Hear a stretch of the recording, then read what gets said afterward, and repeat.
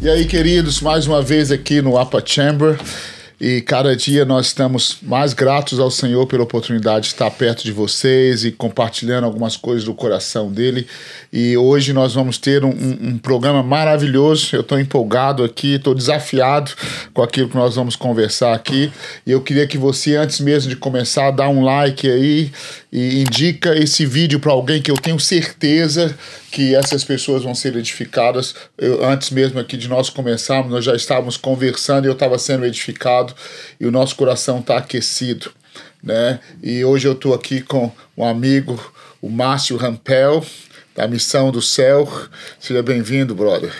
Obrigado, pastor. Pastor Judson, muito obrigado pela oportunidade de estar aqui, pelo convite. É um prazer, uma alegria estar com vocês. Amém. Compartilhar das coisas que Deus tem feito. Amém. E uma coisa que tem acontecido conosco é que, eu não sei, eu estava falando com um amigo meu esses dias, parece que o Espírito Santo está reativando missões novamente. É como se ela tivesse dado, como não é uma pausa, né? Como se o Senhor tivesse dado, ele sacudiu para as coisas ficarem no lugar, e parece que o Espírito Santo, a minha sensação que eu tive no Brasil agora, alguns meses atrás, é que o Espírito Santo está soprando de novo um aquecimento do destino da nação brasileira missional, né? E quando eu fiquei sabendo que você ia estar aqui nos Estados Unidos, eu falei, a gente precisa fazer um podcast para falar um pouco sobre o que Deus tem dado para vocês e aquilo que Deus tem usado vocês para fazerem, e o trabalho de vocês é com aviação, né? Sim, pastor, eu concordo que o Espírito Santo está num mover diferenciado nos últimos tempos, sabe? A gente tem essa nítida impressão. Há um mover do Espírito, e eu, no meu caso, vivendo na Amazônia, o Evangelho está penetrando a selva. É inevitável, e é lindo a gente poder ver e, no nosso caso, participar disso. Exatamente. Né? Interessante, Márcio, que eu quero ouvir a sua história, mas antes da gente entrar, eles trabalham na Amazônia, e eu recebi, há 2 semanas atrás, se eu não estou enganado, um amigo meu falou que estava em um congresso como que profético, uma reunião, e a palavra que foi dada aqui é como se o Espírito Santo estivesse falando, é a Amazônia. Vocês têm que investir na Amazônia, vocês têm que semear na Amazônia, vocês têm que se lançar na Amazônia. E eu creio que Deus está fazendo algo. Meu coração começa a queimar, porque eu creio que Deus está fazendo algo. E eu recebi essa informação alguns dias atrás, Deus falando bem claro para vários profetas, vários líderes, tanto no Brasil como fora do Brasil, falando, o foco é abençoar a Amazônia, alcançar a Amazônia.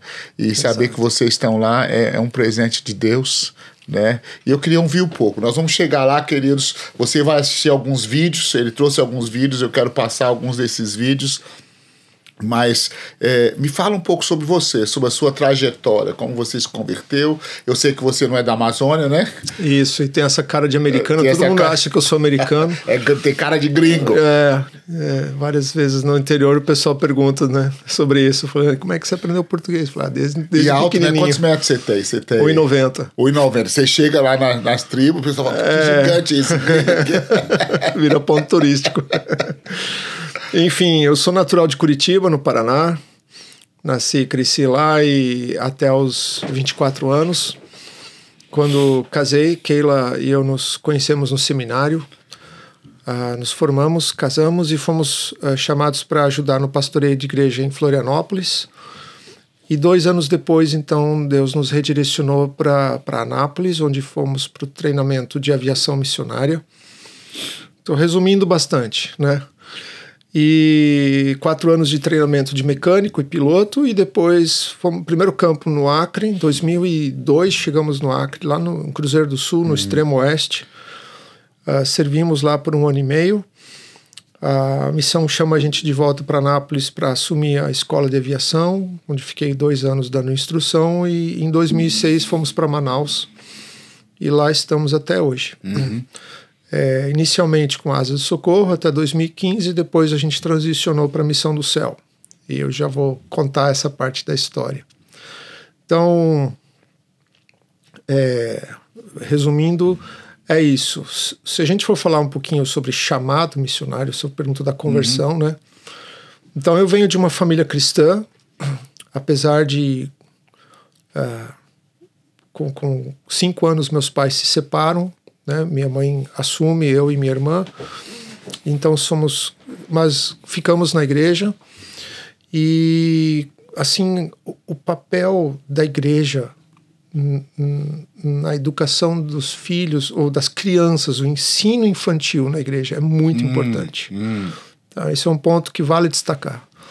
Eu cresci numa igreja menonita, de descendentes de alemães. Tínhamos uma escola dominical muito forte, biblioteca missionária na igreja. Então a gente era incentivado a ler biografias missionárias desde os 10, 12 anos. Então isso foi me formando. E depois se envolvendo com pequenos projetos missionários da igreja, pintar casa numa comunidade mais pobre, fazer uma missão para Santa Catarina, ir numa igreja, numa congregação. Eu tocava flautinha na orquestra, sabe? Então a gente começa a ter aquelas vivências missionárias da igreja. Né? Isso é muito importante, pastor, né? Para formar essa geração. Então, quando eu falo assim, o processo, o meu chamado não teve um momento, mas foi uma formação. Deus me colocou numa igreja que criava cultura missionária nos seus jovens, nas suas crianças. Criava oportunidades, experiências. E eu fui para a escola técnica, me formei em um mecânico industrial, fui para a indústria. Sonho de ser engenheiro automotivo. E Deus sempre fechando as portas. Eu não conseguia entrar numa indústria automotiva, entrei em outras. Há 18 anos eu fui para um congresso da Mocidade para Cristo, lá em Brasília, Geração 90. Eu estava nesse congresso, Geração 90. Eu também estava. Eu fui muito tocado lá. Nossa, deve lembrar Edson Queiroz e Caio Fábio chamando a juventude para a missão. Eu estava lá embaixo. Eu desci o palco, eu fui até o palco e falei assim, Deus, eu entrego tudo que o Senhor me deu, eu entrego. Eu estava lá naqueles dias em Brasília e eu me lembro, a gente foi marcado. Eu me entreguei, falei, eu vou entregar minha vida para o Senhor, Pai. E assim, uma semana antes do congresso, eu tinha feito vestibular para engenharia mecânica na Federal do Paraná. Uma semana depois do congresso, saiu o resultado e eu tinha passado. Uau. E Deus falou assim, entrega. Uau. E eu abri mão. Ele falou assim, abre mão do seu sonho, vou te dar um sonho melhor. Uau. E a turma da escola técnica caiu em cima de mim. Como assim? Você passou e não vai fazer? No ano seguinte fui então para o seminário, fiz um ano de Palavra da Vida lá em Atibaia. E lá eu tive contato com o ambiente indígena. A gente foi fazer estágio entre os terenas. Então você vê Deus preparando um caminho, né? Dando experiências, vivências, e eu também, né, a questão de a gente colocar o nosso coração e deixar Deus trabalhar ele. E aí então Deus foi mexendo com aquilo lá. Aí eu conheço um pouquinho da aviação, eu li aquele livro Piloto das Selvas, e eu já tinha habilidade na área de mecânica. Falei assim, Deus, o Senhor pediu para eu entregar meus dons, meus talentos, está aqui, como é que o Senhor vai me usar? Eu sou um mecânico, eu sei mexer com máquina, eu não sou um pregador, não vou ser pastor de igreja. E aí Deus foi formando isso e falou assim, que tal Asa Socorro, aviação missionária? E a gente estava em Florianópolis, pulando um pouco, Keila e eu casamos, fomos pastorear uma igreja em Florianópolis e estava indo muito bem o ministério e eu em depressão. Aí a Keila virou para mim, Márcio, se a Asa Socorro te chamasse hoje, você iria? Falei, eu iria. Então escreve uma carta para eles. Uau. Escrevi a carta, era abril de 97. No dia seguinte, eu recebi uma carta deles. Uau. Parecia e-mail, nem tinha e-mail naquela época. Aí eu peguei o telefone, liguei para a pessoa que tinha escrito a carta lá da liderança da missão e falei, escuta, vocês receberam minha carta? Não. Eu pus no correio ontem. Mas vocês já responderam ela.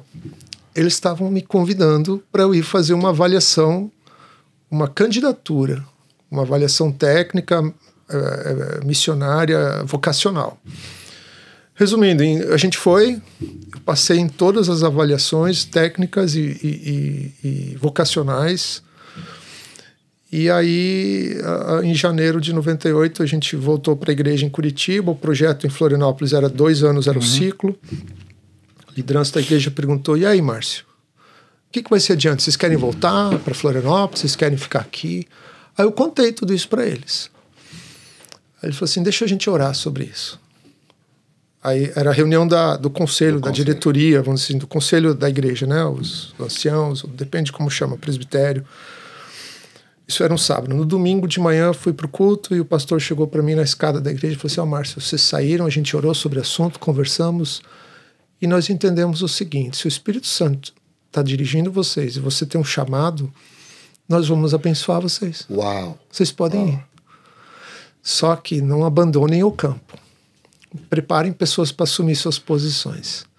Aí um outro princípio interessante que a gente já tinha naquela época. Líderes têm que formar líderes constantemente, porque a gente não é eterno. É verdade. A gente tem que se multiplicar. E Keila e eu tínhamos aprendido isso no seminário também. E desde que a gente assumiu lá o ministério infantil, adolescente, jovens, música, que era o que a gente fazia, a gente já vinha preparando pessoas para assumir. E em 3 meses já estava tudo no ponto. E em junho de 98 a gente estava no curso de mecânico de aviação e pilotagem ali em Asa Socorro. E Deus levantou Anápolis, sustento. Né? E vocês mudaram para Anápolis, né? Mudamos de Florianópolis para Anápolis. Deus levantou sustento, porque era outra realidade. Eu tinha uma microempresa que eu prestava serviço para indústrias na área de desenho e projetos mecânicos, que eu era um projetista mecânico. Isso me ajudava no sustento. Eu tive que fechar a empresa e falei, agora Deus é por tua conta. E é assim, quando eu falo assim, o chamado é um processo. É um processo. E eu vejo isso muito na palavra. A gente vê Moisés passando por um processo, José é um processo de 14 anos ali de formação. E se a gente vê assim, todos os líderes, né, pessoas que Deus... E as pessoas que Deus coloca na nossa história, né? Porque coisas que aparecem até empecilho, na verdade, são coisas para te ajudar no seu processo, né? Para te treinar. E a vida daí. Eu acho que isso que você falou aí é muito importante. Um dos desafios que a gente sempre teve com missionários é que às vezes ele é tão incendiado para estar no campo que ele despreza o campo. Ou seja, você já está no campo, trabalha com as crianças na sua igreja local, serve a sua vizinhança, deixa Deus trabalhar com você aí. Ou seja, o cara está tocando flauta lá quando ele tem 9 anos de idade, 10 anos, ele já está no processo de Deus. E muitas vezes nós desprezamos, interessante essa frase, você despreza o campo, você sonha com o campo, mas você despreza o campo. Porque Deus já te colocou num lugar onde você pode ser frutífero e pode abençoar. E eu acho que isso é fenomenal, né? Eu fui líder de jovens, fui líder de adolescentes. E eu sempre tive em ministério, desde assim, minha conversão mesmo foi em casa, com minha mãe aos 6 anos de idade, 9 anos de idade, desculpa. Numa devocional em casa. Glória a Deus. Mamãe fazendo devocional e perguntando, você quer entregar sua vida para Jesus? Eu tinha 9 anos, eu lembro dessa noite na cama ali. E foi ali. Glória simples. Mas que privilégio levar os filhos pro trono, né? Eu tive o privilégio de batizar os meus filhos no Rio Negro, em Manaus. Aleluia. Que alegria. Né, quantos filhos você tem? 2, Matias tem 19, Larissa 16. Aleluia, que bom, que bênção, isso é um privilégio, né? São lindos, são maravilhosos. Sim. E depois de Anápolis você foi para Acre primeiro. Acre, Cruzeiro do Sul, que eu já tive em Cruzeiro do Sul várias vezes, é um desafio realmente, que você tem que pousar em... Pistas bem curtinhas. Bem curtinha, e eu lembro que nós tínhamos que pousar em Rio Branco, pernoitar em Rio Branco, para depois pegar, porque só tinha um voo por dia na época. Sim. E é um povo tão maravilhoso, tão precioso. Eu amo os irmãos do Cruzeiro, a gente ama muito o Acre. Eu amo voltar para lá. Eu tenho tido oportunidade de retornar para lá nos últimos anos com outros projetos e encontrar velhos amigos e outra coisa, ver como a igreja cresceu ali. Impressionante, não é? A presença do evangelho ali no interior do Acre, no Alto Rio Juruá, é lindo. lindo ver aquilo lá, como Deus está fazendo coisas incríveis lá. Eu amo o Acre. Assim, tem filhos preciosos lá que a gente ama. Nosso coração tá. Norte do Brasil é nosso presente. A gente ama aquele lugar. É um povo muito querido. E a maneira como eles adoram, como eles amam Jesus, é fenomenal. E aí depois você voltou para Anápolis mais um tempo para ajudar na escola. Formei alguns colegas, pilotos missionários também. E desde 2006 em Manaus. E lá mudou o cenário, porque no Acre era vamos chamar uma micro-região, apesar de tudo ser grande lá. Agora Manaus, a aviação que a gente tinha era uma aviação de longa distância, já era hidroaviação, aprendia a pousar na água.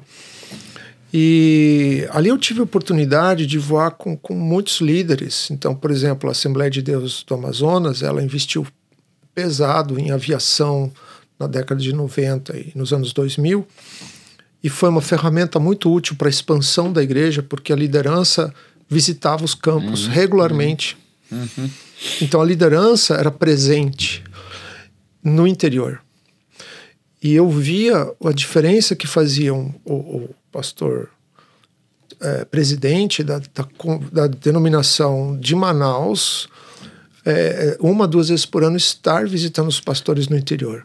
Isso fortalecia e fazia a igreja desenvolver. Exatamente. E sobrevoando a selva, eu olhava aquelas comunidades lá embaixo, milhares delas, e sempre me perguntava, será que o evangelho já chegou aqui? Será que ele chegou ali? A gente viu uma casinha no meio do nada. Né? O senhor já deve ter visto isso lá sobrevoando. Como é que esse camarada chegou ali naquele córregozinho? Tem um telhado ali, olhando de cima, né? Enfim, será que ele conhece Jesus? Sempre foi assim a minha pergunta. Aí, 2000 e ninguém tinha essa resposta, ninguém tinha feito esse levantamento.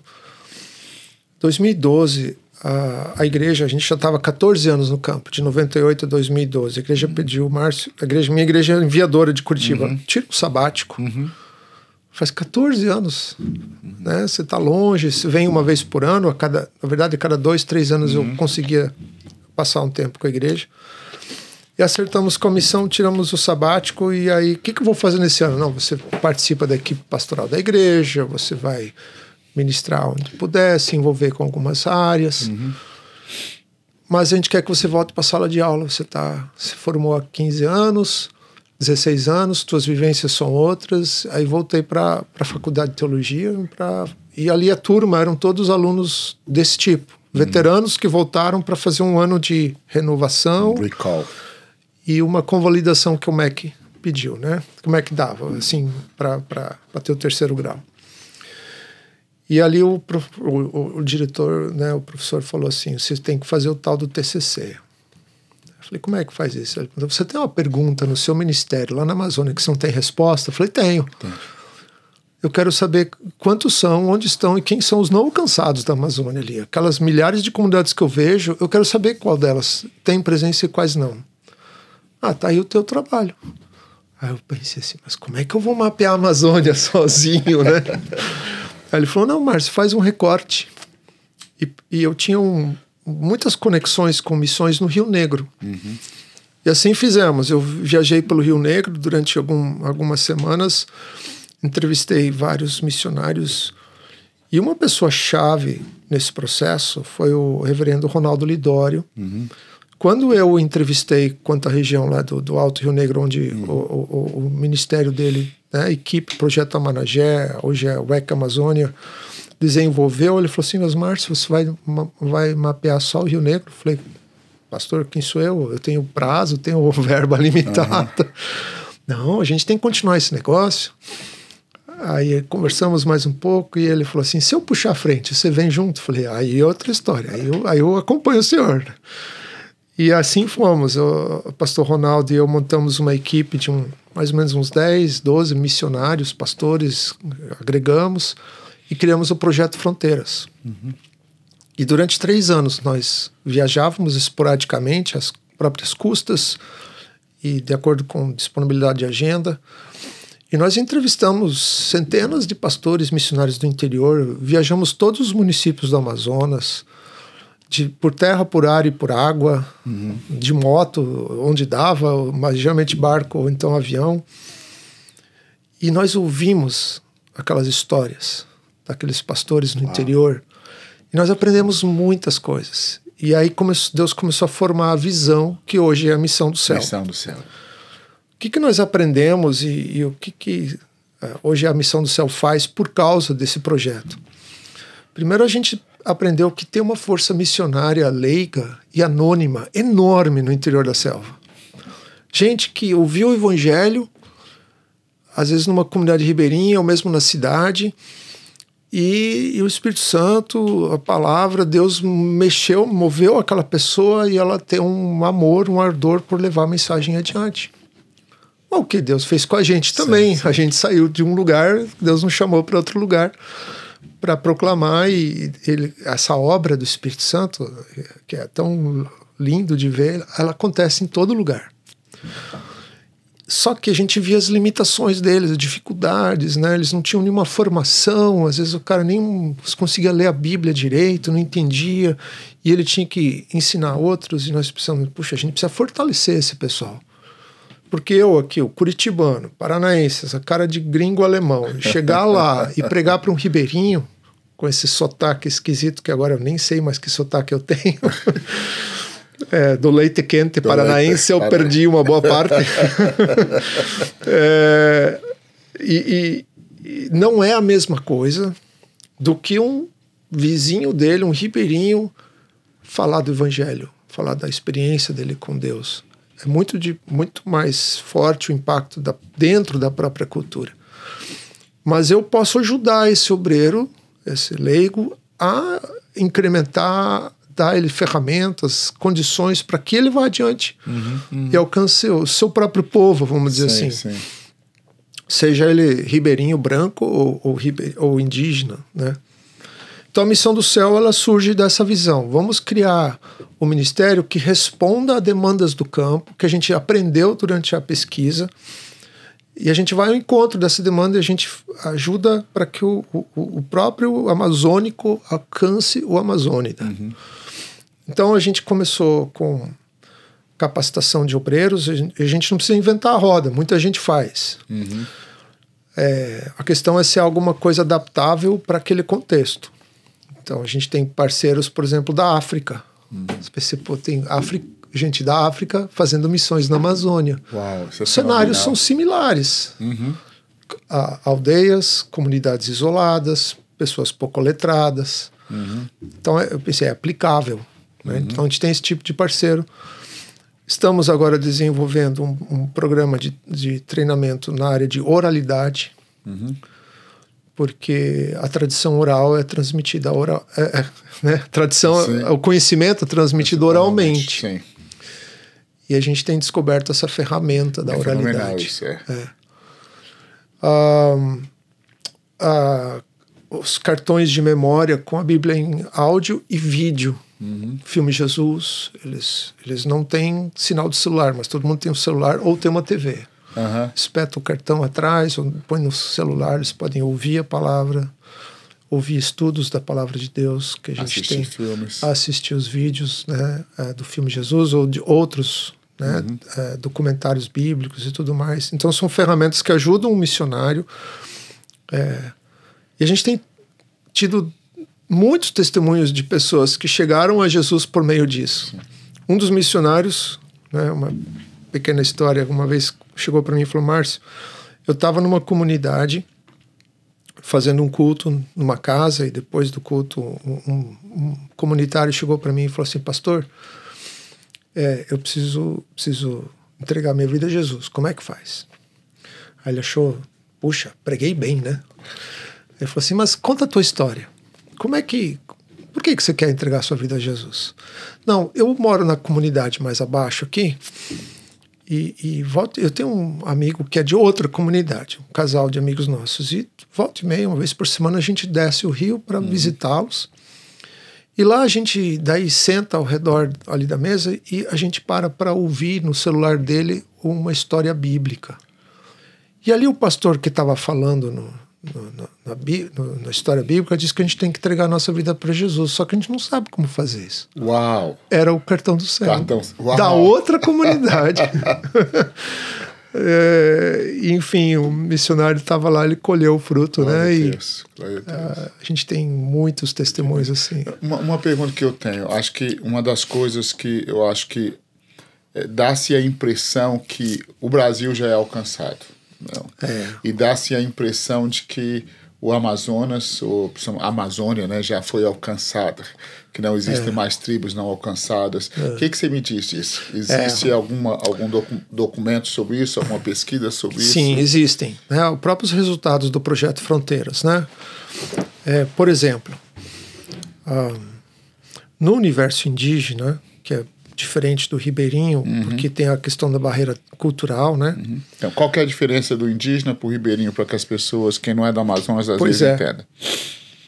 Basicamente, o ribeirinho, ele fala português, tem a cultura muito semelhante ao nordestino, porque ele é o descendente do imigrante que veio no ciclo da borracha, de 140, 150 anos atrás, né? 1890 até 1930, foi mais ou menos a época do ciclo da borracha. E veio aquela força do Ceará, do Maranhão, os nordestinos migraram para a selva para tirar a borracha. Então essa é a quarta, quinta, sexta geração deles que se adaptou àquele modo de vida. Há uma mistura com alguns indígenas, naturalmente, mas basicamente ele fala o português, ele tem, né, essa cultura.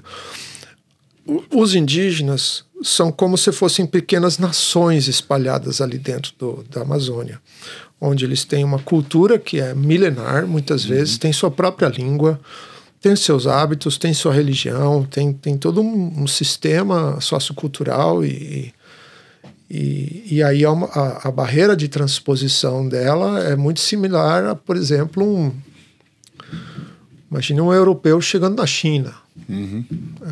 Né? E mesmo entre eles, a gente acha que eles todos são iguais, né? Então, hoje no Brasil, há mais de 300 nações indígenas e perto de 180 línguas diferentes. Ninguém fala isso, né? A gente pensa que é só português. Então, na Amazônia, nós temos pelo menos 100 línguas diferentes. Uau. Faladas. São faladas, não são... Algumas são escritas já, onde tem a Bíblia. Você veja a importância da tradução bíblica. Você estabelece a cultura. Porque aquele arcabouço de conhecimento gramatical daquela língua que o missionário extraiu e transformou em texto bíblico, aquilo não se perde mais. Aquela língua não se perde mais. Ela pode parar de ser falada, mas ela tem um registro. Ela tem um registro. A importância da tradução. Né? Então... E em muitos lugares, o primeiro recorde, como te disse, registro escrito é a Bíblia. A Bíblia. Em alguns casos. Isso é fenomenal, não é? E eu tive o privilégio de participar de algumas entregas da primeira Bíblia traduzida para um povo. Inclusive, é um dos vídeos que está aí com vocês. É mesmo? Vou mostrar esse vídeo. Foi em 2019, 2018, foi sensacional. A festa que o povo faz. Geralmente é uma grande festa. É como se agora Deus fala a nossa língua, o Deus é nosso. Meu pai. Não é o Deus do branco, o Deus é nosso. É o nosso Deus, fala o nosso idioma. Bem escrito, deve ser fascinante para eles, né? Nós não vivemos isso porque o padre Almeida fez isso há muito tempo atrás e nós crescemos dentro dessa cultura. Agora imagine não tê-lo, né? É verdade. No português, no caso, né? Então, são esses universos, o ribeirinho e o indígenas, né? Indígenas também tem seus subcontextos, por exemplo, grupos que são isolados, grupos que não é permitido acesso, não é permitido contato. Ainda há grupos não alcançados.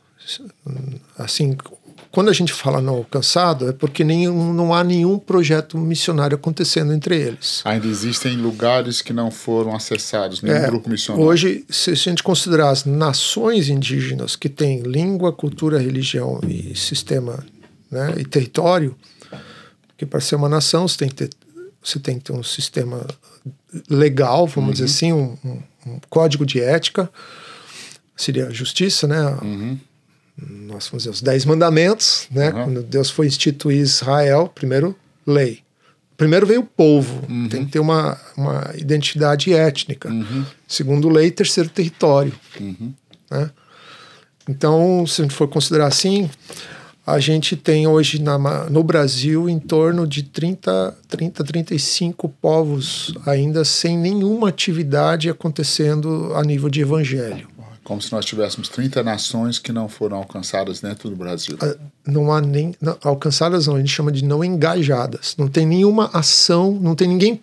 Talvez tem gente pensando, mas não tem ninguém fazendo algo nada em relação ao evangelho.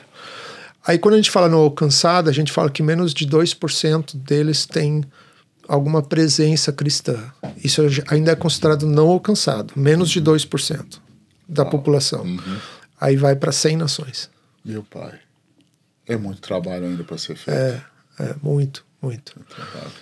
E uma das coisas que eu penso, pelo menos nas minhas experiências quando a gente esteve lá, porque às vezes as pessoas pensam, vai de um lado para o outro, mas não é normal. Você ir de um lugar para o outro, você pega um barco.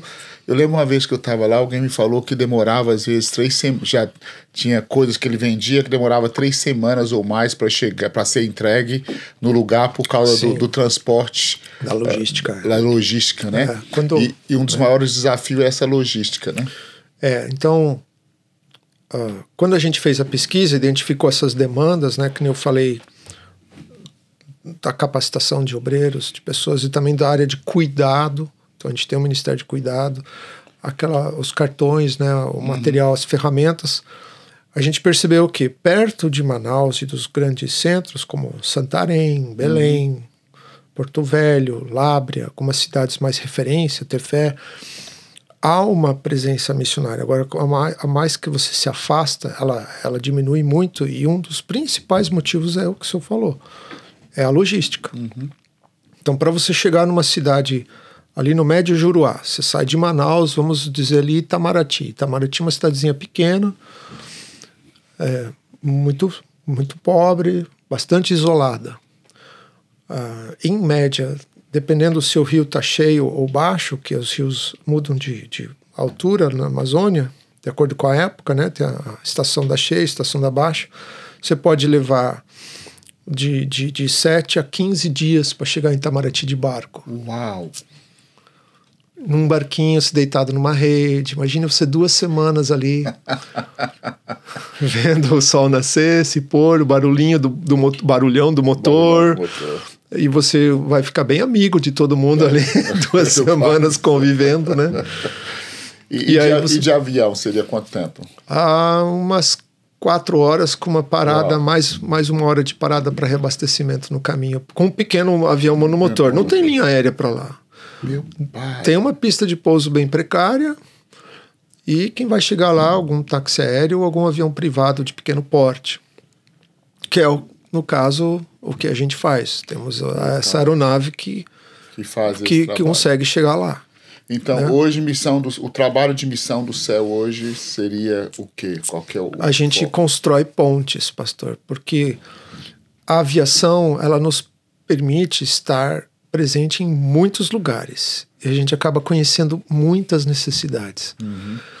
E nós temos a oportunidade de estar em Manaus, onde há muitos recursos. E em outros lugares, como aqui hoje, em que tem pessoas que querem alcançar. Só que às vezes não sabem como chegar lá, ou às vezes não sabem nem o que fazer lá. Então, eu falo assim, a missão do céu é uma missão que constrói pontes. A gente acha a necessidade e a gente busca que Deus nos mostre alguém que tem a solução. E a gente conecta eles. Às vezes, o avião é necessário para isso, mas nem sempre. Né? Às vezes tem conexões que a gente faz assim pelo reino de Deus, em que a gente só fez a ponte e eles se resolveram E aconteceu, né?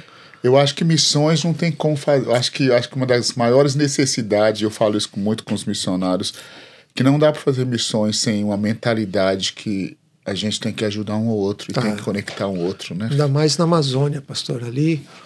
Você veja, até mesmo no ambiente secular, eu falo, dentro da aviação, entre os pilotos que voam na Amazônia, nos pequenos aviões de empresas particulares, táxi aéreo, a gente se conhece e a gente se ajuda uns aos outros dentro da aviação. Não tem muito recurso, infraestrutura aeronáutica. Então, por exemplo, às vezes no rádio, você ouve dois pilotos batendo papo. Como é que tá a pista em tal lugar? Faz isso, faz aquilo. Cuidado com aquilo outro. Sim, a gente troca muita informação, né? Eu tenho uma pastora amiga minha a Lucimar, vou falar o nome dela, né? Lembro que ela estava em Maués uma vez, ela me ligou, ela estava vindo de Maués, vocês conhecem que é trajeto de Maués, ela pegou um desses aviões menores e ia pousar, acho que Itacoatiara, de Itacoatiara ir para Manaus. Uhum. Aí parece que começou a vazar óleo, alguma coisa. Ela me liga do avião desesperado. Meu Deus, eu falei, o que eu posso fazer? Eu tava em Belo Horizonte. Ai, misericórdia. Falei, eu só não entro no avião com você, mas então, os desafios, né? São desafios. A logística. E assim, até o momento que eu mudei para a Amazônia, eu não tinha noção do tamanho, né? Eu achava que uma viagem de Curitiba a São Paulo era longe. Era nada, não é nada isso lá. É assustador. Né? Então, por exemplo, aqui na América, eu comparo o seguinte. Então, se você está vamos pensar assim, em Belém, que está bem no nordeste da Amazônia, e Cruzeiro do Sul no sudoeste. São os dois extremos. Fala assim, Chicago e Los Angeles. Exatamente. Pega uma viagem de barco de Chicago para Los Angeles. Meu pai. Não dá para imaginar isso. Se tivesse esse rio, né? É o rio Amazonas e o rio Juruá. Se for fazer de barco, é mais de um mês no barco. Exatamente. Né? E Manaus está no meio do caminho ali, né?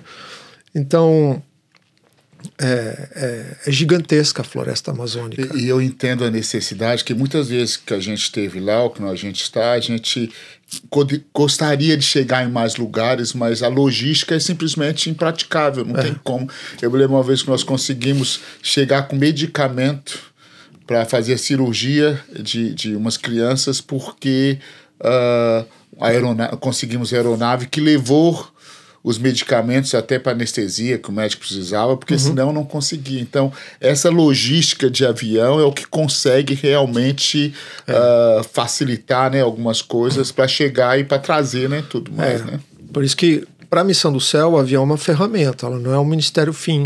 Né? O fim são as pontes, as conexões, o suporte ao missionário de campo, ver o que ele precisa, o que a gente pode acrescentar para que ele continue. Né, para que ele não desista, não desanime, para que ele permaneça. Eu acho que isso é fascinante. Só cortar aqui um pouco. Tá gostoso o nosso papo, eu quero entrar no outro assunto, mas isso que você está falando é tão violento, porque muitas vezes a gente manda o missionário e ele nunca recebe ninguém para chegar lá e falar, a gente está aqui para você.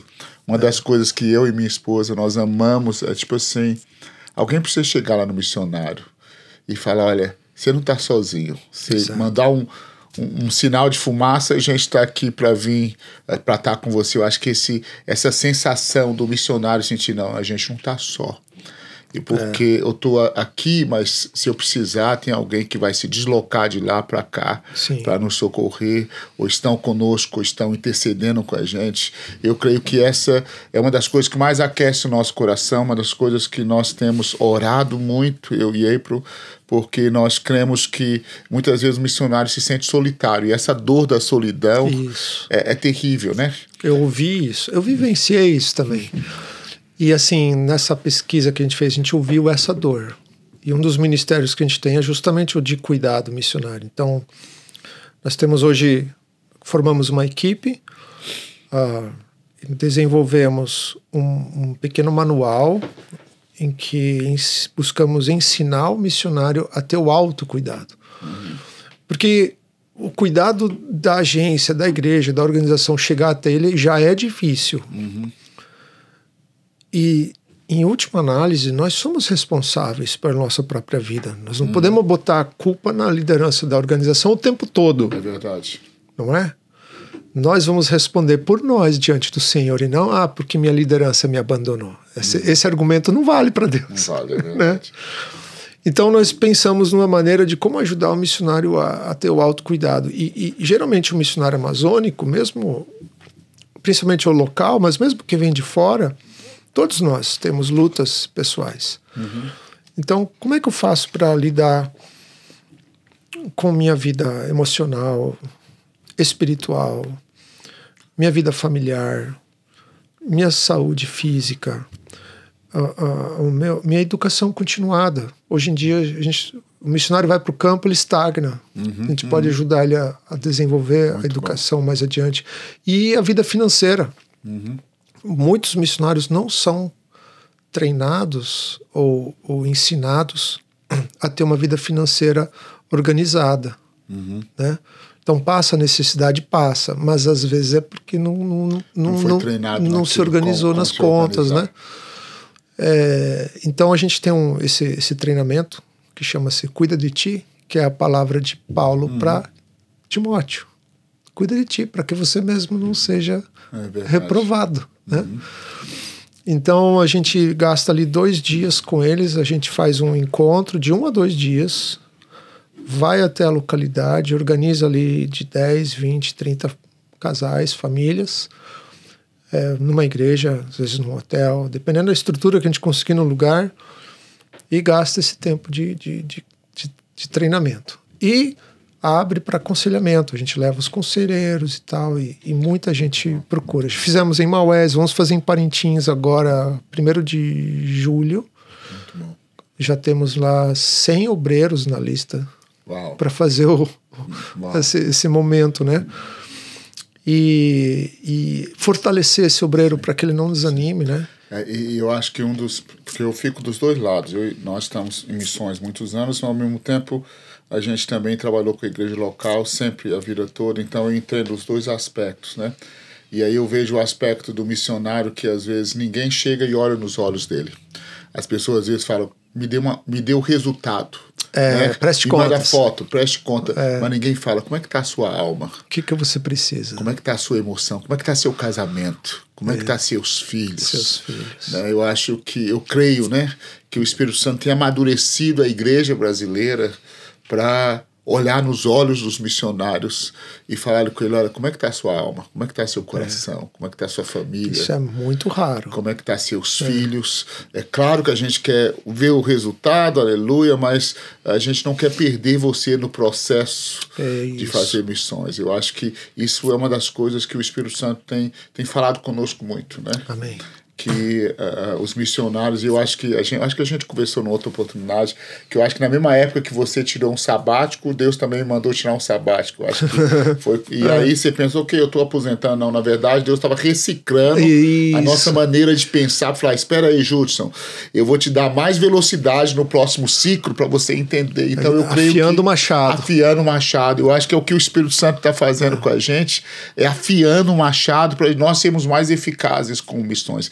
Nós temos muitos heróis anônimos de missões, mas que estão cansados, que perderam filhos no processo, que perderam casamento, mas que ninguém chegou para ele e falou, vamos parar e vamos afiar o machado para você. E eu acho que a igreja está nesse momento a nível de missões. Por isso que eu estou tão empolgado. Eu creio que Deus vai nos trazer um fogo novo, fresco, com esses missionários restaurados. Eles precisam saber. Eu acho que você que é missionário que está nos assistindo, você é amado, você é celebrado. Tem pessoas que oram por vocês, que preocupam com vocês, que ministérios como esse que querem chegar até você, né? Sim. Eu acho que é uma das coisas que queima no nosso coração. Eu creio nisso, eu creio nisso.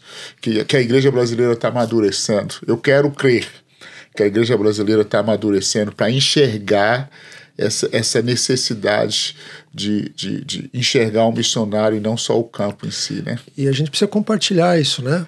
Então é importante a gente falar sobre essas coisas, né? Abrir isso para a igreja também, para envisionar líderes, né?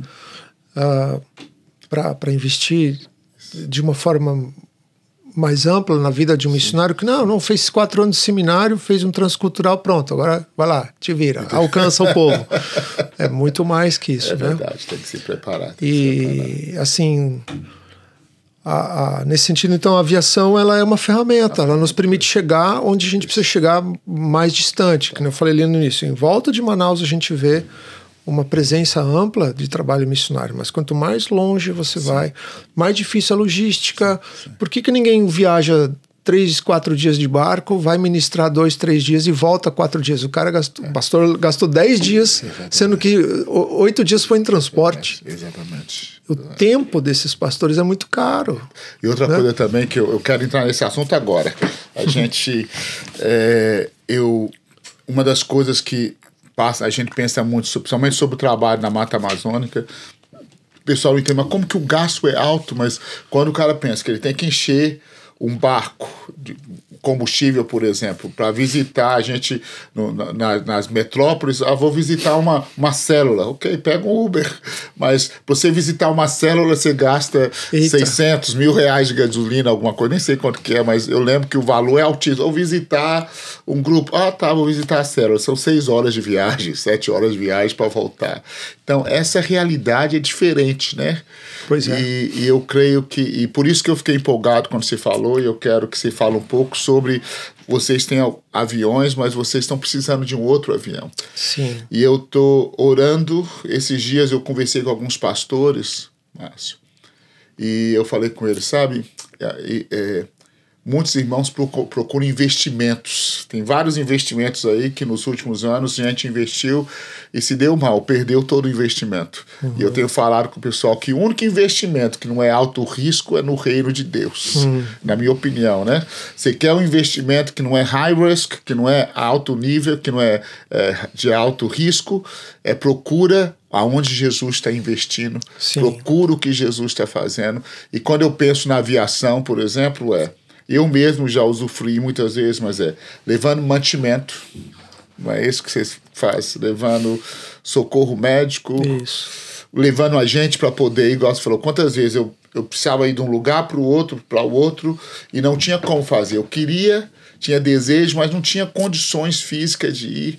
E eu vejo vocês estão fazendo isso de uma forma tão madura, tão competente. E você me falou um pouco desse avião. Vocês estão aqui nos Estados Unidos para essa feira, né? Fala um pouco dessa feira que vocês estão e então, qual que é esse novo avião, esse desafio que está aí. Então, vamos lá. Nós temos 2 aeronaves. Temos um avião anfíbio com capacidade de levar até 3... Vamos mostrar o vídeo desse anfíbio aí, Paulo. Acho que está aí. Vai ter um Cessna 206 anfíbio. A gente leva de 3 a 4 passageiros no máximo, dependendo da distância e o combustível que você precisa levar. E pousa em qualquer rio viável ali, e 99% dos rios são viáveis para operação. Nos dá acesso a muitos lugares. Mas ele tem uma limitação de distância, pela dificuldade de abastecimento de aeronaves na Amazônia. Aí nós temos um outro avião que é bem diferente, é um turbo-hélice, ele é um avião mais rápido e ele cruza longas distâncias. Então, de Manaus, a gente consegue chegar em qualquer pista de pouso viável na Amazônia, né? Ele cruza longas distâncias e é rápido, mas ele não opera em pistas mal preparadas, curtas, que é o terceiro cenário que chegou para nós agora. Há mais de um ano tem chegado a nós essa demanda. Muitos missionários, igrejas têm chegado a nós. Márcio, a gente precisa alcançar tal local. Falei, como é que é a pista lá? Não, é uma pista de 600 metros. Falei, a gente não consegue. Tem rio? Não, só tem cachoeira. porque é rio de área mais montanhosa, né? Então tem pedra no meio do rio, não dá para pousar. Então nenhum dos 2 aviões é adequado para pistas de curto comprimento. Quando eu falo curto, é menos de 800 metros. Então, esse avião mais veloz, ele precisa de 800 metros, se for grama, né, terra e tal.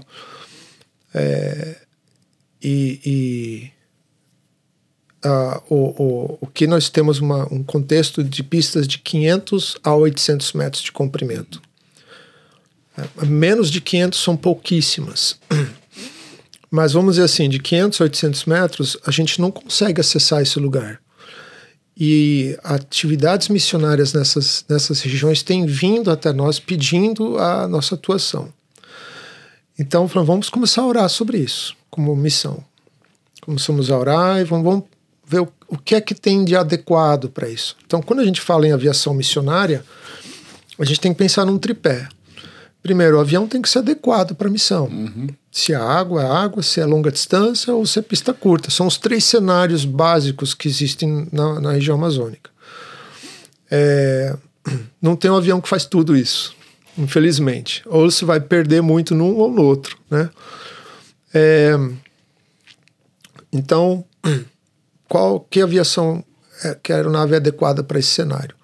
Fizemos um estudo, análises, condições, infraestrutura disponível, manutenção, assim, vários modelos de aviões. Então a gente foi atrás de quem já opera, a gente fez contato aí com a Mission Aviation Fellowship, com JARS, com Ethnos 360, que são as organizações que estão na feira aqui também. E fomos atrás dessa pesquisa, o que é adequado. E chegamos no Kodiak, né, nesse avião aí. E estamos na campanha de levantar os recursos. Deus já investidores já nos prometeram até 30% dele. Aleluia.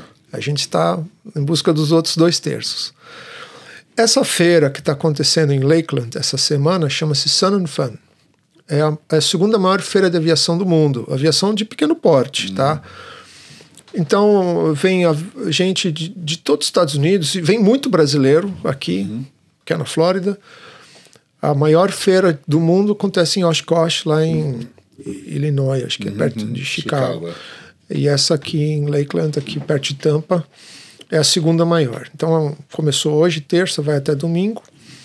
E devem passar aí umas 500 mil pessoas pela feira, nos seus números. Mas quando eu perguntei pro pastor quantos folders eu é para preparar, ele falou assim, prepare uns 2.000 folders no mínimo, ele falou assim.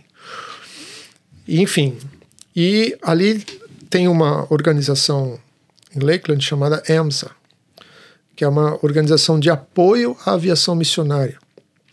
Eles compram um spot, né, um espaço na feira, montam uma tenda e ali então as organizações missionárias se candidatam ou pagam uma taxa para conseguir um espaço dentro daquela tenda. Então nós somos hoje lá 12 organizações e nós somos a única organização brasileira lá. Uau. Né? Por isso que nossa mesa a gente colocou a bandeira do Brasil ali. E a gente sabe que muito brasileiro passa, né? E o organizador foi muito bom com a gente nos colocar bem na entrada. Assim. Então o pessoal passa lá fora, vê a bandeira do Brasil. Opa, brasileiro chama brasileiro, né? É verdade. E aí, o que vocês fazem? Não, a gente faz aviação missionária. E estamos ali, todos divulgando os projetos de aviação missionária a nível global.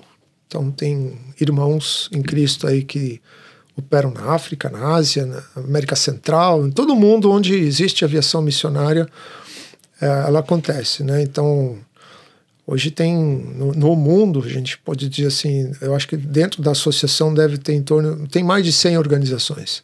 Né? Desenvolvendo desde a área de capacitação, treinamento de pilotos e mecânicos, até quem está operando no campo. E você tem desde pequenos ultraleves de 2 lugares até jatos 727, 777, que é a Samaritan Spurs da família Billy Graham, né? Eles estão lá também. Então você tem tudo que é porte de trabalho missionário de aviação no mundo. E geralmente é nessa linha. A gente faz logística, mas a gente percebe que a logística é muito pouco, a gente tem muito mais a contribuir.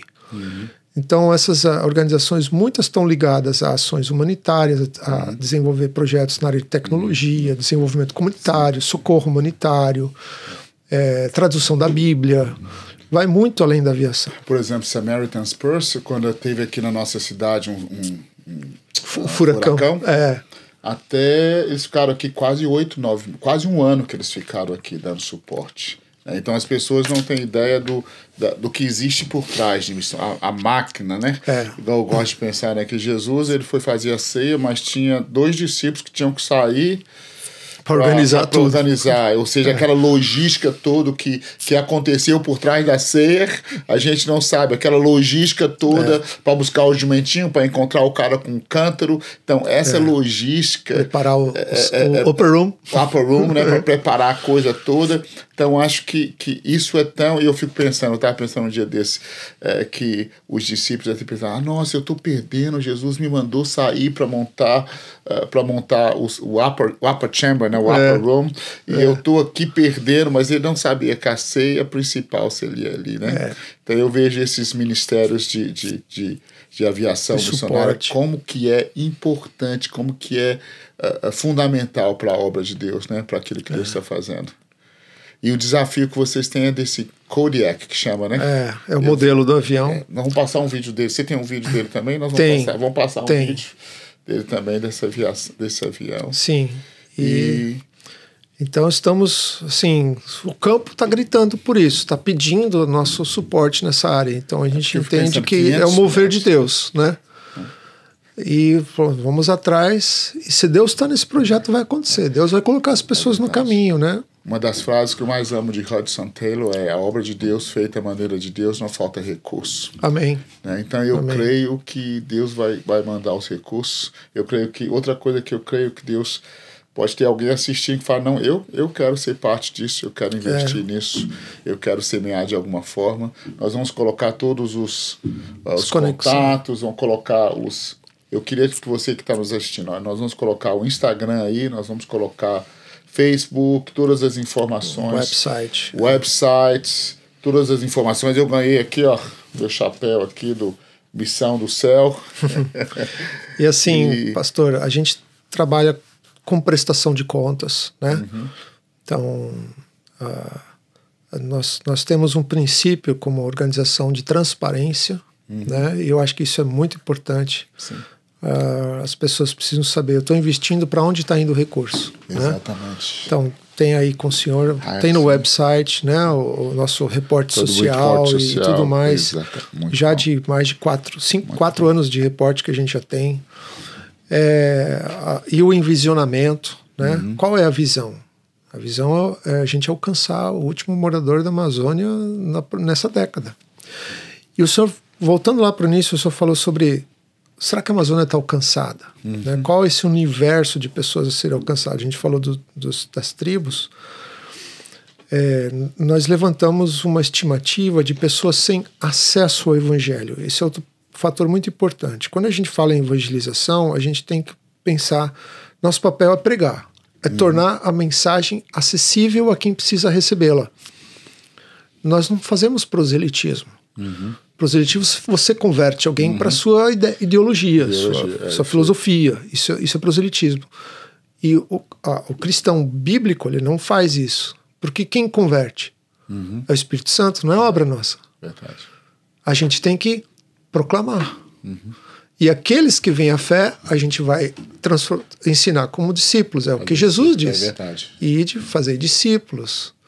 E de proclamar, né? O querigma, né? É verdade. Enfim, a estimativa é que em torno de 1 milhão de pessoas não têm acesso à mensagem de que Jesus é o Salvador. Uau. Na Amazônia brasileira. 1 milhão. Pelo menos 1 milhão de pessoas não têm acesso a essa informação. Outros que têm acesso, em torno de outros 4, 5 milhões que vivem em áreas mais isoladas, como a Amazônia como um todo, né?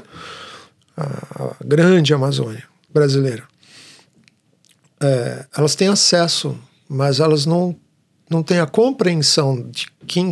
Você perguntar para eles quem é Jesus, eles vão dizer, sim, eu sei quem é Jesus, é filho de Maria. Ele é Salvador, ele nasceu numa manjedoura, morreu numa cruz, só que eles não sabem explicar, eles não compreendem o que aquilo tem a ver com eles. Com a realidade deles. Então também a gente que precisa ser evangelizada, né? Onde precisa ouvir, por exemplo, vamos dizer assim, são os Nicodemos, conhece, mas não entendeu ainda o que significa o nascer de novo, né? onde então Deus precisa se revelar a essa pessoa. É verdade. Né? É verdade.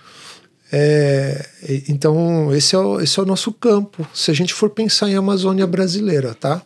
Agora eu vou expandir. Uhum. Eu estou aqui reunido em Lakeland com irmãos que atuam no mundo todo. E hoje no almoço, uma das minhas conversas durante o almoço lá com os irmãos das outras agências, falei assim, pessoal, a gente tem que começar a pensar a Amazônia de forma mais ampla. A gente tem que começar a pensar em América Latina. Como é que nós podemos formar que tal a gente pensar juntos em criar um centro de formação de missionários na área de aviação missionária para a América Latina? Uau. E aí a gente tem que pensar, a gente pode fazer em Manaus, Bogotá, pode fazer em Quito. A gente tem que descobrir onde, quem aqui abraça um projeto desse. A gente precisa alcançar a América Latina. Se a gente expande para além das fronteiras, vai para Colômbia, Peru, Bolívia, Venezuela, Guianas, esse 1 milhão vai facinho para 2, 3 milhões de pessoas que não têm acesso ao Evangelho. E grande parte disso é o problema logístico. E a gente, não é que a gente esbarra, a gente esbarra com a verdade. Para fazer isso, a gente precisa baixar alguma das nossas bandeiras e aprender a trabalhar como equipe, né? E aprender a servir um ao outro. Eu acho que esse é um desafio de missões nesses dias, né? E nessa hora da conversa, um dos irmãos virou para mim e falou assim, Márcio, olha só, eu visito esses lugares, né? Eu tenho ações nesses países e eu vou falar uma coisa para você. A igreja brasileira está muito à frente de todas as outras. Uau. Se a igreja brasileira não tomar a iniciativa de alcançar a Amazônia latino-americana, vai demorar muito. Uau. Então, pastor, nós como igreja brasileira, nós temos uma missão que a gente não faz ideia qual é. E nós precisamos abrir a nossa visão, nosso coração, para a gente ir além das fronteiras, para proclamar o Evangelho de Jesus. Eu saí do almoço hoje mexido. Meu Pai. Falei assim, puxa Deus, o Senhor está rompendo minhas fronteiras de novo. Desafiando, né? Meu Pai. Eu pensar não só na nossa Amazônia, mas em toda ela. Esse é um desafio, né? E isso eu acho que você está falando que esses dias tenho falado em vários lugares onde a gente tem estado, mas é a mesma coisa. Você fala, nós estamos esperando os brasileiros, a gente acha que os brasileiros vão fazer. Os brasileiros, Deus nos falou que os brasileiros têm a resposta. A gente está olhando para vocês e muitas vezes nós brasileiros mesmos começamos a criticar de nós mesmos, falar, não é a gente não consegue, não somos nós, mas de repente... As desculpas de Moisés. As desculpas de Moisés. Eu não consigo falar, a gente não tem o recurso, mas de repente parece que o Espírito Santo está nos colocando numa parede santa. Não sei se isso você falando, eu sinto aqui meu coração, falo, meu Pai, eu nunca pensei que o Brasil, porque só de pensar na Amazônia brasileira nós já assustamos do tamanho, e aí pensa, e que tal a gente sonhar com a Amazônia da América Latina? Cruzar fronteiras. Cruzar as fronteiras. Que desafio. Que desafio. E eu acho que esse é um desafio. Acho que a igreja brasileira precisa ouvir. Eu quero que você indique esse vídeo para alguém, vai abençoar a vida de alguém. A igreja brasileira tem um chamado violento para essa hora. Eu não tenho dúvida, que Deus tem os recursos para os aviões, eu não tenho dúvida, os tradutores, só de pensar na cena de pessoas recebendo a Bíblia no seu próprio idioma, de tradutores, de médicos, de dentistas, de tantas coisas que podem ser feitas, e a igreja brasileira foi chamada para essa hora. E eu não vejo que Deus não tem recursos, Deus tem todos os recursos. Eu não creio, eu acho que irmãos, eu acho que por muitos anos o Brasil fala sobre missões e muitas vezes a gente tropeça nas nossas próprias coisas, mas agora parece que o Senhor está falando, não, agora vem comigo, vamos fazer certinho. Saiam do marasmo. Saiam do marasmo e vamos fazer a coisa direito, porque eu vou abrir a porta para vocês. Amém. E a sensação que eu tenho às vezes, aquela sensação de Paulo quando ele... ouviu, passa a Macedônia, ajuda-nos. Eu sinto que há um clamor das nações dizendo, passa a Macedônia, passa a Amazônia e ajuda-nos. A Amazônia Latina, mas não, a gente mal está conseguindo aqui. É como se o stretch, né? Ele estica a nossa fé para algo muito maior do que eu creio que nós vamos cuidar dos nossos missionários, vamos ensiná-los, vamos treinar melhor os nossos missionários e enviá-los para esse tempo que está na nossa frente. Glória a Deus. Márcio, que bênção estar falando com você. Deus está com vocês aqui. Que privilégio. Nós amamos as nações. Em nome de Jesus, esse Kodiak, Deus vai levantar os mantenedores. Eu estava falando com ele. Quem sabe uma pessoa vai estar assistindo esse programa que vai falar, não, era isso que eu estava orando. Eu acho que em 3 anos, não vai ser suficiente. Verdade. Vai ter que vir outros. Aleluia. E nós vamos cruzar fronteiras. Aleluia. Né? Hoje não há aviação missionária na Colômbia. É verdade. Não tem na Venezuela. Lugares onde os países são fechados. E aí, como é que a gente faz para alcançar um país fechado para o Evangelho? Verdade. E se brasileiro tem tanto jogo de cintura e chega em qualquer lugar e consegue... Deus nos deu uma cultura que tem acesso a outras. Nós podemos abrir portas. Verdade. É ou não é, pastor? É verdade. Nós podemos entrar na frente. E a gente precisa ter coragem de saber que Deus está com a gente. E eu creio... o Brasil tem um índice de rejeição muito baixo, né? Nas outras nações. Exato, então. E seria fenomenal. Maravilhoso. E eu sei... acho que as pessoas, às vezes, não têm ideia. Por exemplo, Haiti. A fome que o Haiti passa, né? As pessoas não têm ideia. Mas são missionários que levam alimento, muitas vezes, e chegam lá e entregam a comida em outras nações. Então, eu creio que Deus está nos dando uma ferramenta que a gente precisa. Eu acho que ignorância é você rejeitar as ferramentas que Deus tem dado, né? Exato. Eu creio que Deus tem dado as ferramentas e coragem para treinar esses missionários. Em nome de Jesus. Olha, e pilotos? Se tiver alguém que fala que meu coração está queimando, eu quero ser piloto. Tem ainda espaço para pilotos hoje? Sempre ainda tem. da aeronave? Tem? Sempre tem, né? Demanda... assim, mão de obra é o mais difícil. Eu falo assim, por exemplo, esse avião é um avião de quase 3 milhões de dólares, usado, não novo. Eu falo assim, nossa, 3 milhões de dólares eu nem faço ideia do tamanho dessa pilha, não tenho noção disso. Mas, por exemplo, esse é o problema de Deus, eu não perco sono por causa disso. Eu só tenho que administrar bem, ser um bom mordomo disso, né? Mas, assim... O material humano, sem material humano não acontece missão. Nem os anjos podem proclamar. Verdade. É nossa tarefa. É verdade. Então, se Deus chamou, assim, lá não é lugar para aventureiro. Eu quero passar minhas férias, dedicar um mês para voar para vocês. Sinto muito, isso não dá certo por questões de segurança operacional. Voar na Amazônia não é brincadeira. Não é, não. Não é uma aventura de fim de semana, de férias, né? E também não dá para a gente comprometer o assento do copiloto e deixar o missionário de campo para trás, ou deixar de levar 80 quilos de carga para a aldeia. Não dá. Né? Então, a aviação missionária é um chamado. Você veja, todos nós temos uma vocação para isso. Eu não recebo sustento da missão, nenhum piloto. Nós somos enviados por igrejas e tem igrejas sustentando a gente com doações. A gente tem um grupo de pessoas, né? A gente não faz carreira de aviação. A gente voa muito menos do que um piloto de linha aérea. Então eu tenho 25 anos de aviação. Não tenho 4.000 horas. Se eu tivesse numa linha aérea, eu estaria com 20 mil horas. Porque a aviação não é um fim para mim, ela é um meio. A gente faz muito mais coisas do que a aviação. Então, tem que ser primeira coisa, tem que ser vocacionado. A pessoa tem que entender, eu não estou indo lá para voar. Eu estou indo lá para servir o reino de Deus. Aleluia. Então, primeiro você tem um chamado para o reino. E aí você põe teus dons à disposição do reino, né? E Deus vai te capacitar. Muito bom. Então, espaço tem. Mas primeiro vem o crivo da vocação. Tem que ser chamado. Não é o lugar para ter aventura. Né? Aventureiro pode fazer isso de todo jeito, né? Agora, a sensação de aventura, quando eu estou lá, eu sinto, meu pai, me ajuda, Jesus. E voar na Amazônia não deve ser brincadeira mesmo, não. Tem seus desafios muito específicos. É diferente, né? Nosso treinamento é bem específico, exige habilidades e conhecimento amplo, né?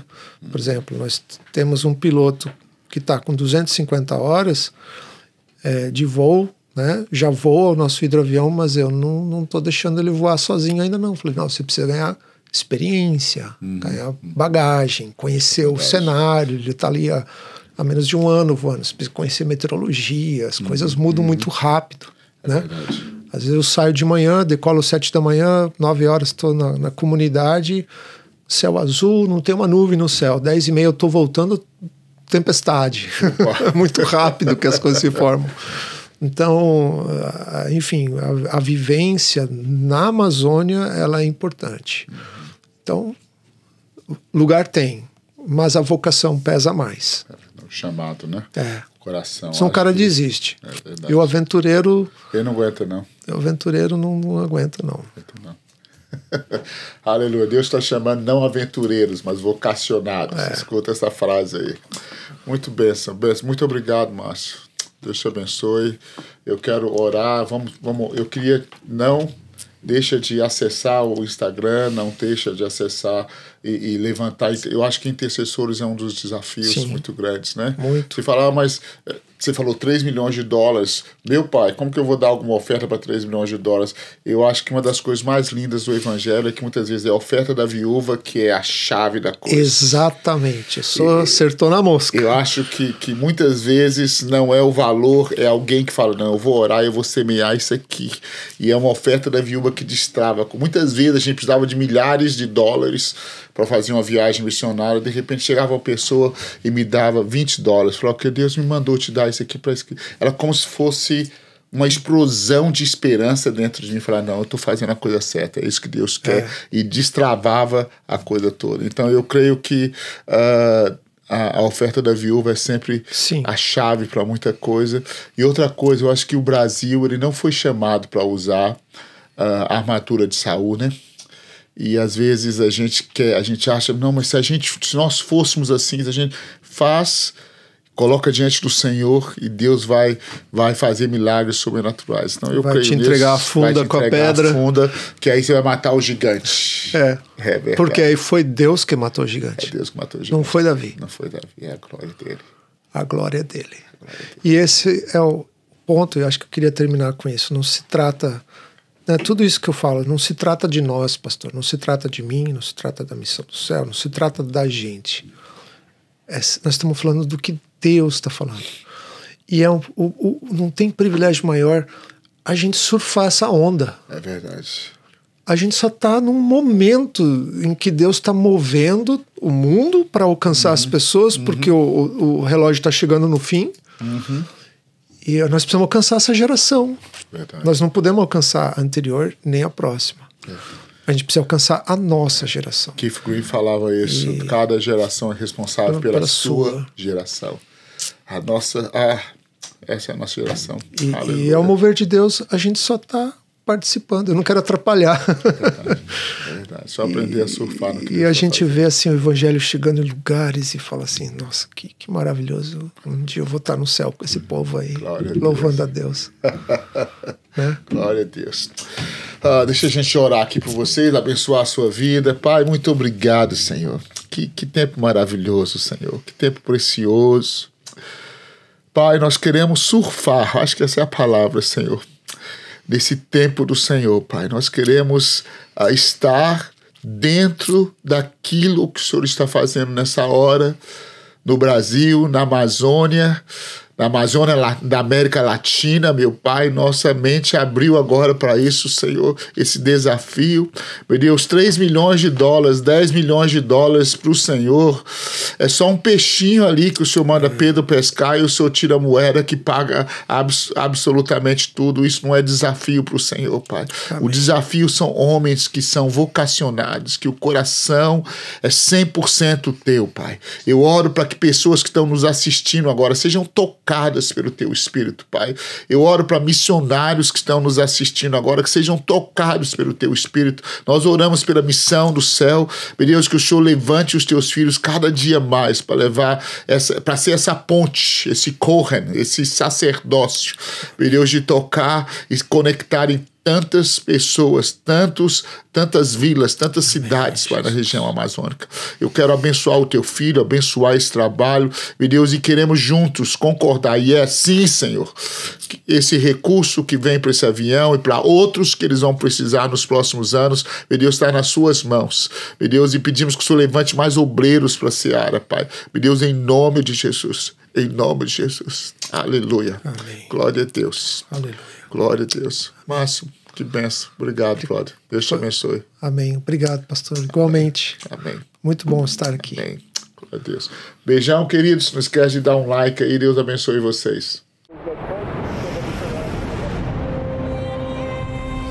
Há cerca de 1 milhão de pessoas sem acesso ao Evangelho de Jesus na região amazônica.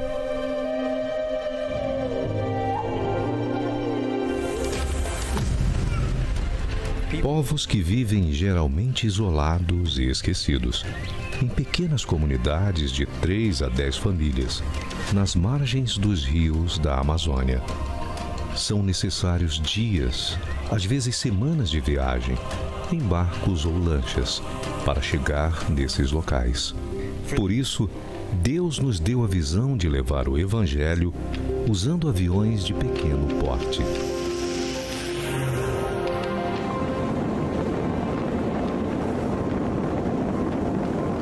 Amando a Deus e ao próximo, levamos as boas novas de Cristo a esses povos por meio da missão do céu. Voando, vencemos barreiras físicas para compartilhar com esses povos o amor de Jesus. Ferramentas evangelísticas, cuidado pastoral, treinamento e mobilização de líderes das igrejas locais e execução de projetos de desenvolvimento social integram a missão que Deus nos deu.